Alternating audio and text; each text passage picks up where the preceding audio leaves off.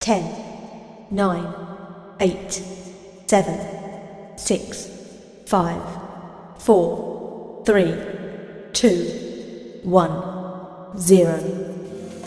Hello and welcome to our YouTube channel. It's me, your one and only friend around the world, Sweet Caroline. Let us be thankful and enjoy the rest of the day. Afternoon, everyone. Purple. Can we all? I was waiting for you to join me here. Wow. It's a great celebration of normalcy. You know, when you see all our old friends, new friendships, old friendships rekindled, this is such a fantastic time. And I think what Tour De Cebu is about this year is all about rekindling and restarting normalcy. Especially with you. We missed you for like, what, 2 years? Can we ask our TDC chairman, Mike Dulier, to come here? Mike and Kenneth, our TDC perpetual representative. He's our most interviewed and most famous participant. Ay, hala. Alam mo, if you notice, Tour De Cebu, we are really like family. So this is really like a casual thing for all of us, and we enjoy having Tour De Cebu every year. You're the third pala. I will introduce Cristio. Cristio, I forgot. Cristio has been our Grand Marshal for the rally since 2013 when it started. So I guess we give the floor to our chairman of PACE to give some, welcome remarks. Thank you. I want to welcome everyone coming who's made it here today. What a nice surprise. We got a really good number of people at this event.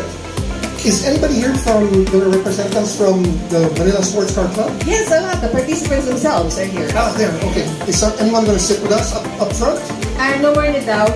They're shy. But I'll start by saying we're really happy to be able to bring back this event after this 2-year hiatus because of this awful virus that has hit the world. But today, the economy starts opening up again, and we're here to celebrate the 7th year of the running of the Tour De Cebu. And for those of you who have participated or read about it before, this event has only grown in popularity and prestige. And the end goal for us is we would like this to even become an international event, to put the Philippines on the map of being able to do something great and something that we can all be proud of. If you ask, what is Tour De Cebu? I think it's a marriage of some sport, lifestyle, and of course this collectibility of art. The cars that are participating in this event are nothing newer than a 1972 and below. So these cars are all 50 to 60 years old, some even older. And when we participate in this event, there's a lot of passion that goes into bringing these cars to their original condition, and they have to be reliable enough to run 1,000 kilometers over 3 days. So, thank you very much again for coming here to our press conference. We hope you guys can write about it and help us build the interest that this event deserves. Thank you very much. Ken, you want to add something? I wanted to add to what Michael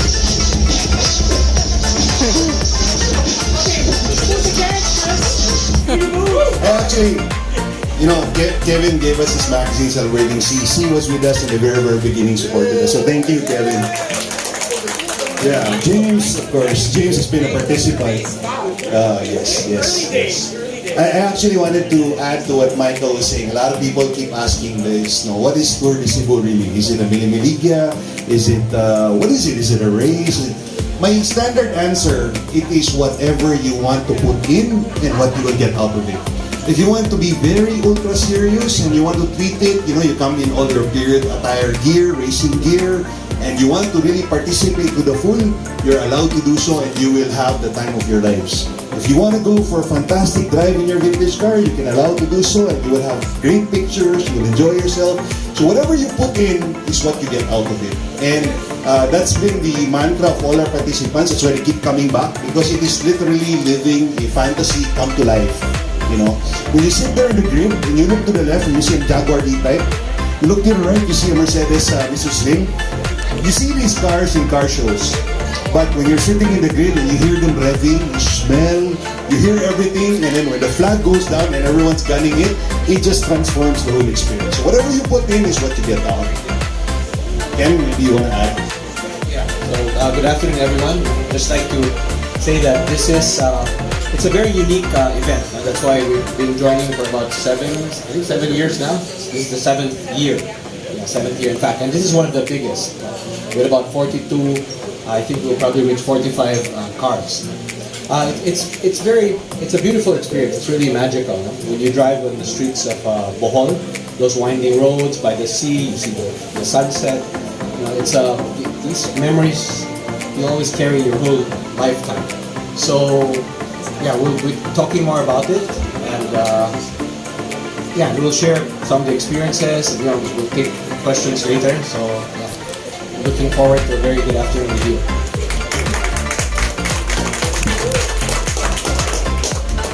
Yeah, can we open the floor if anybody has questions? James, you want to share being sunburned and water kissed? I would, but then I'll frighten everyone off. Well, yeah, I joined as media to cover the event, but I think what the most thing I got out of it, aside from the visuals, which you can't replace, like you said, all those memories that you make with the car, it's a camaraderie. It's sharing this passion with a unique bunch of people that all feel the same way. To be able to be in that energy alone, it's worth everything. And then, of course, being such a milestone for these vintage cars, like Chris said, it's different when you see it being used the way it's supposed to be used. Okay, I'll skip the part about the rain because yeah, that's really hard when the windscreen's this big, no? And you're trying to, and if you're getting pelted in the face. But I think the fact that you can sort of go through that and still come back for more just goes to show how much passion there is. And I encourage everybody to enjoy it as well and come and join us. James, I wanted to give them a little anecdote about you. No? There's an iconic picture of you in the video where it's raining and the car you have had no roof and you had an umbrella. Okay. So James, the first time we invited him to drive with us, we said we're lending a car, and he was so amazed. Why am I being lent a car? James, whatever, you can do whatever you want. We don't care, we give it to you. Then he saw the car. There's no roof. There's no aircon. There's no door. With a very short windscreen. So whenever you saw James, he was either sunburnt or rain-kissed, but he had the time of his life. This appears to have 42 or 45. No, but somewhere along the line Well, technically, we had one that was the biggest, about 48 confirmed entries. But the thing about confirming entries for Tour De Cebu, a lot of cars are being prepared up to the last minute. So 48 became 42. So this one with 46 might be 45 or it might be 49. You know, so we don't know yet, but we'll see. People get confused why it's Bohol. Right. That person, I'll briefly. Tour De Cebu is really conceptualized for Cebu, okay, obviously from the name alone. And Tour De Cebu didn't start, it wasn't conceptualized to become what it is now, but we always had a dream that would become like this or even better. So we learned along the way and we adjusted. So the first TDC1, TDC2 was in Cebu, but we also discovered that we needed TDC1, TDC was moving. So the venue, where you checked in that night was moving. So Cebu the first night, the second night in Bacolod, and so on and so forth. But as we were learning from our experiences and how to make it better, we realized that we needed a base to come from where everybody goes home to the same place is number one. Secondly, we needed a home base also wherein all the cars could be maintained, checked for the evening, or everything was safe. And the third most important part was we wanted the families to come and enjoy with us. Hence, the decision was to do most of our runs in Bohol because Bohol had fantastic coastal roads, fantastic mountain roads, beautiful interior roads, and everybody came home to the same hotel. The cars were worked on until early morning again for the next day. Families were there, so it turned out to be it was the right decision that allowed Tour De Cebu to become and blossom into what it is today. We're actually, that's when we flag off from Cebu, we're going to do a drive-by at the CCLX, yes. That's our first mini life. Then before we depart for Bohol. There's several classes actually, and the classes have evolved over the time. The most prestigious class was named in honor of a participant and an honorary base member, Roberto Aboitis, who has always joined us until his untimely demise. So we named that class the Roberto Aboitis class. No? And this is open for vintage cars 1960s. 65, 62, Yeah, 65 and below. And it's the most prestigious award because it's for the most distinguished car, obviously. Segue to the trivia, just to show you the amount of preparation needed. It is actually the oldest cars that always finish. Based on our experience, the newest cars, they never finish. Why? The drivers and the owners think, I have the newer car, I can make it, I've driven this all the time and I never do. But the oldest car, down to the last bolt, they will prepare because they realize they have the oldest car. So that's a first. Yeah, so the most distinguished class, then we have the Base Chairman's Award, which is for 66 to 73, right? And basically that's where it's most competitive and we have the biggest field, obviously. And then we also have different classes. We have a non-sports car class for basically exemptions. It's a non-sports car, but it's got rally and racing pedigree. And then on the different awards, we have a lot of fun awards also. We had the most fun award, which we were politely asked to retire, because we used to have a Dawn Award because Dominic Ochoa used to join us all the time.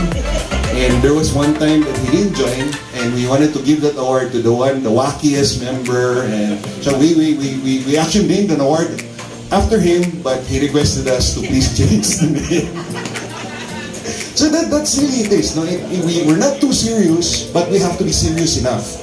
It's not just fun, but we have to be fun enough, and so on and so forth. So whatever you put in is what you will take. What we also did is we came up with a Perpetual Chairman's Cup trophy, and it's basically I don't know if there's one of the pictures there.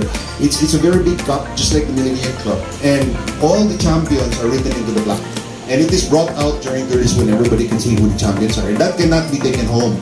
However, you will take home a physical trophy. The first few Tour De Cebu's trophies were specially designed by you're an awardee, diba? He just won an award, diba? So, and then he grew tired of us asking him to design a trophy for free kasi. No, but our good friends of the Pace guys, Reg Yuson, you know, the populars. Is it? Where?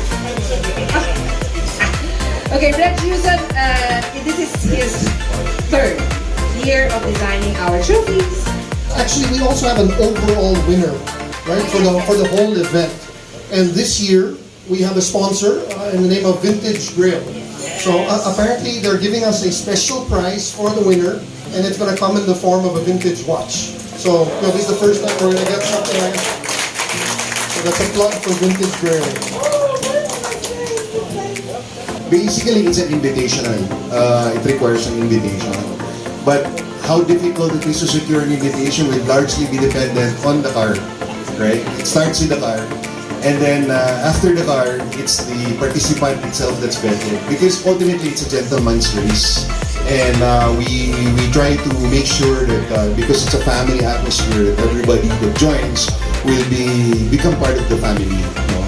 So in response to that, this field of 46 is more or less complete, with some more few exceptions. But those that are interested and start preparing their cars, you can reach out to the Secretariat, Ms. Sophie, and basically start discussing your car. And we will start sending a communication. If an invitation needs to be sent, we will make an invitation. We have an international magazine that covered us, Rewind magazine then. And Rewind they covered two rallies at the same time. One was the Nippon Rally and the Tour De Cebu. And they sent, they actually participated in the Tour De Cebu, and they sent a coverage on the Nippon Rally.